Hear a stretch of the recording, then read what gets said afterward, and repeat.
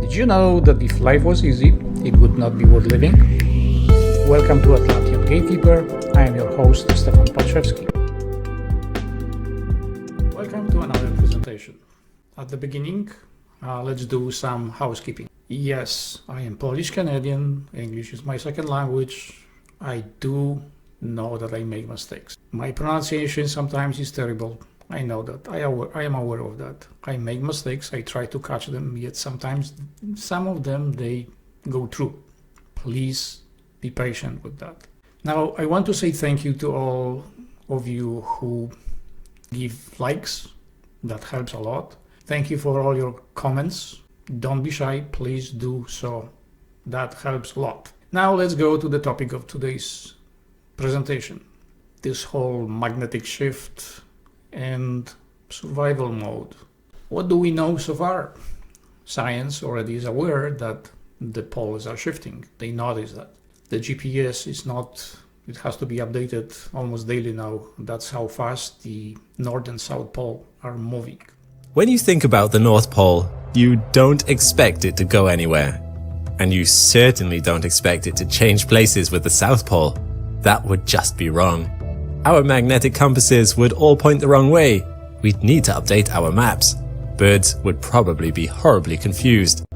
And yet, although they sound like something out of science fiction, geomagnetic reversals like this are real. They've happened before, and the process behind it might be a lot more dangerous than you'd think. To be clear, it's not the reversals themselves that are potentially dangerous, it's the buildup. During those times, the Earth's magnetic field, the shield around our planet that keeps us safe from deadly solar radiation, will drop to as low as 10% of its current strength. Science also noticed that the magnetic field of Earth is weakening. All those parts are indicating that it's possible that we are moving towards magnetic flip.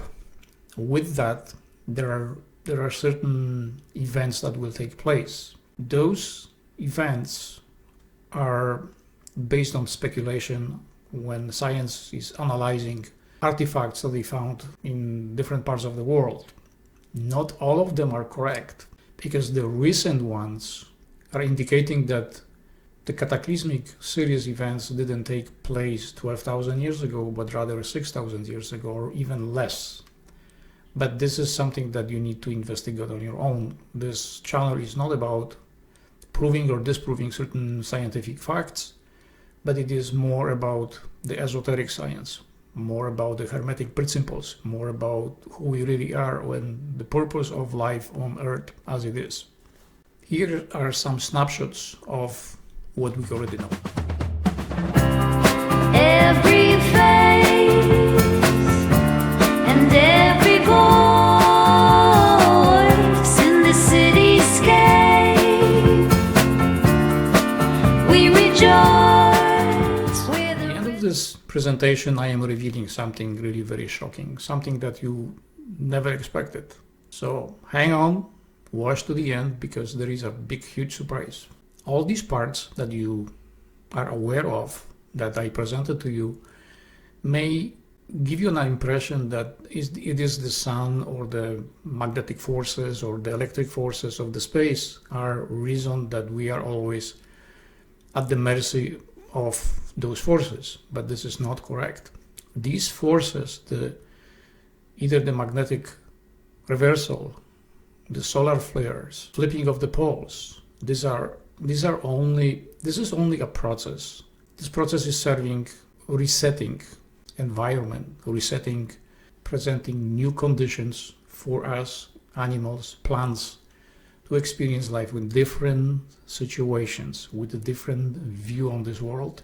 But we don't understand that. We are under the impression that the science is correct, that we are doomed on this little tiny speck going around the sun.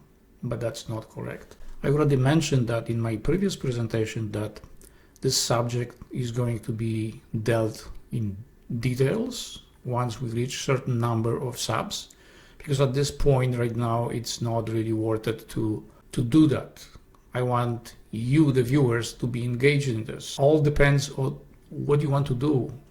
Once you understand what the game is, then you will understand better how to prepare yourself for that, you need to know something really important if it comes to the survival.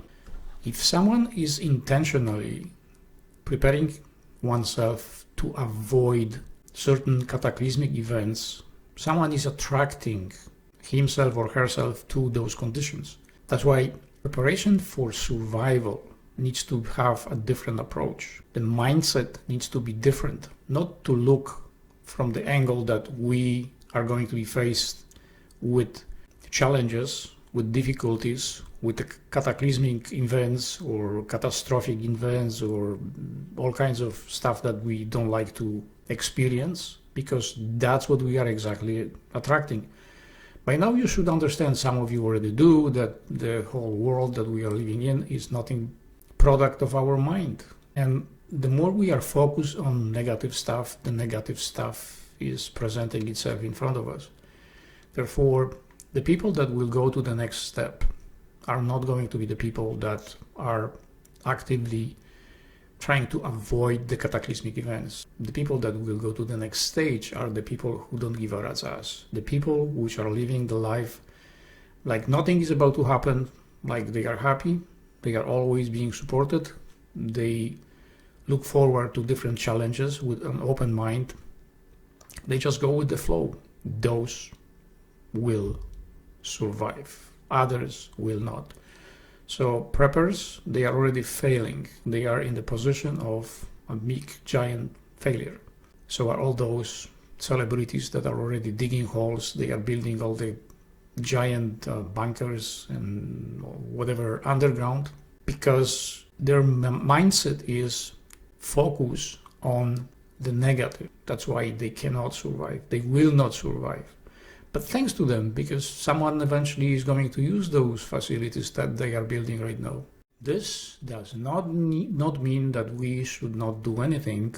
We should have fun with it. The approach needs to be different. Our mindset needs to change. And I will be guiding you through this whole process, and you will see how interesting it is. You see, if you want to be hero, you need to look at the situation like an adventure, not difficulties. There is a much difference between having an adventure, avoiding something. When we are avoiding something, that's what we are attracting. And when we have adventure, going through those challenges, and we look forward to go over them, they are easy. Perhaps now you understand better why sailors are having so many songs, why warriors going to battle were singing, or Eskimos practicing no singing, and we always passed. And as I said, the highest chance for those which will go to the next stage are most likely people which are homeless, living in the parks, in the underground tunnels somewhere in the subway. All those that they don't give a rat's ass, they will do it. They will find food, they will find shelter, they will find eventually support. That does not mean that you should just go get homeless. Please don't do that. There is another thing that we know. This is something that we already were presented with in, I believe it was 1989 or even earlier, a group of people that is engaged in the so-called remote viewing, but also a bunch of guys like me which experienced the OBEs. We noticed something, we were given insight into something very, very strange. It was the big giant blast over North Sea. To this day, we don't really know what that is. Either it is a weapon or it is comet, plasma discharge, that is causing this massive tsunami that is going around the world, everywhere, including Antarctica, because that blast is so stupendous that the roar of that thing is gonna be heard almost everywhere, and the earth is going to be shaken like a jello. All the crusts are gonna be unlocked at that point. Many volcanoes will go off. Imagine that 600 meters, I see the number 600, I am assuming this is in meters, wave. You can imagine what will happen with that. Some of the stuff that I have mentioned here is included in the book Saved by the Light. It was written by Daniel Brinkley. He's an ex-CIA agent that experienced NDE. I met him in person. Intel services are on alert. They are aware of that. They use programs to do the remote viewing for themselves. They engage people with psychic abilities to give them more details, how this is going to unfold, which part of the world are going to be affected, so they can structure or prepare some kind of rescue missions, preparations to help with the survivors, whoever is going to survive, how they need to help them, what they need to do. They also need to understand how to protect the weapons, because blast like that is going to release a lot of EMF or EMP, is going to be disrupting transmissions, may affect everything. And as you know, all the missiles, they are electronic devices. This is a big challenge, not only for us, but for the army as well. After that, entire world is a composite of sound waves. Our life is nothing more than transmission. We can represent this way, where each spike is bringing into our existence different element, or we can see them in this way, where we expose the plasma field with certain frequencies. They look more or less like that. The frequencies that we can see, they are in different range. They can be on one end or to go all the way to the other end, which are invisible, where we cannot see them, yet they are there. All those radiations, as a composite together, they form everything that we experience. It doesn't matter if there's an emotion or if this is something physical, animal, plant, or human being. But the same token, each segment here is representing different element in our environment. And once in a while, this whole thing is getting reset. That's what we are facing right now. The whole transmission, the band of frequency that we are in, that carries all the elements that we are experiencing, has three parts into it. There is the left part, assuming that this is the beginning, that this is the edge, the first element, where there is the increase in energy, there is the increase in life forms, there is the increase in emotions, there is the increase overall in energies. Then there is the center part, which is the golden age, where everything is in the maximum, where we are experiencing all the goodies. And then we have the right part, which is declining, where is the age of deception that we are experiencing right now. All those pulses, they are synchronized. Certain elements, they need to take place. Certain events need to take place in order for the new pulse to come in. Time does not exist. You know that already. So time is only an illusion. This is only a reference where things are in relationship to where we are right now. After that presentation that I show you, I need to tell you something that is going to probably shock you. You do know that atrocity going on in Palestine. The Israelis really very cruel if it comes to Palestinians. But this whole thing, now that you understand that time does not exist, that we actually influence the past and the future as we please, whatever the Israelis, the Jews are doing to the Palestinians, which are also Jews, is the reason why so many of them die in death camps between 1939 and 1944. Now you understand. This is kind of sort of payback, even though there is no punishment. This is simply how the universal principles work. When you do one thing, you can expect that there is something else going to happen. And it's not necessary that it's going to happen in the future, because we actively influence our past right now by our actions. We cannot uncover any artifacts that are not related to our now. We can only discover things that are necessary and is needed and we can understand now. We still have plenty of stuff that is in the ground that we didn't uncover yet, and we will not uncover, that is going to happen in the next generation or maybe 5 or 10 generations from now, because we are writing the past. I know I am repeating that. You need to finally get into that mode of understanding that whatever the science is presenting to you as a scientific facts are not necessarily scientific facts. These are merely observations, and they can present to you certain processes in relationship to other processes. They call them laws, even though they are not. They are simply principles. And the biggest problem is going to be not only for you, but for the science as well, to accept the fact that the time does not exist. We do influence the past in very major way, but we don't want to accept that because, We are conditioned to believe that time is linear and we are moving from point A to point B. But the fact is that you can have access to any part of your possible experience at any given time. You can just go now back.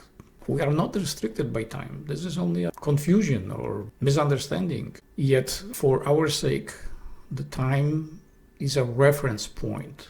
We simply understand that something is placed in relationship to where we are this way or that way. One direction we call the past, the other direction we call the future. Ancient Sumerians, they have this symbol, the Ankh. The Ankh is a very clever way of explaining past, present, and the future, how the relationship between them. There is neither one of them. There is only present. There is no past or future. And in order to experience the future, we need to set the past first. So when we are working right now, activating certain elements, we are at the same time activating the past. In the past, there are certain parts that need to be present in order the present right now to exist, to function the way it functions. So some of the elements need to be present. And if they are not, so whatever we do, we influence the past. And the past is bringing what we experience right now. Just a side note, don't be discouraged if you don't understand. Most of the material that I am presenting to you was restricted to teachers and masters. That was never made public. Some of the stuff that I will be talking about is so unusual that it's really going to trigger anger. It's going to trigger calling me an idiot, stupid, or I should see a shrink or stuff like that. I've seen those things already happening. So this is not going to discourage me. This is actually going to do the opposite. It's going to encourage me farther and farther to speak, to present to you stuff that you need to know before you expire, because there is no point of hiding this anymore. And if something is not serving you, you will move on. But there are those here on this channel that they need that. They are expecting that to happen. Whatever I am doing right now, this already happened. It's not something that I am just out of blue making something new. All those things, every presentation, already exist. The only thing I am doing right now is activating that. I am unfolding that for you. This already exists. There are parts that you may not really quite understand what I was saying in this presentation. Don't feel shy. Please leave me a comment. Ask questions. If you want something to be clarified, just do that. You can also go to my website and there is a contact form. You can fill that form and send me the information via this contact form. Then I will reply to you whatever the question you might have. Thank you in advance for the like that you are going to leave behind and any comments you will leave behind. And see you in the next segment. Thank you.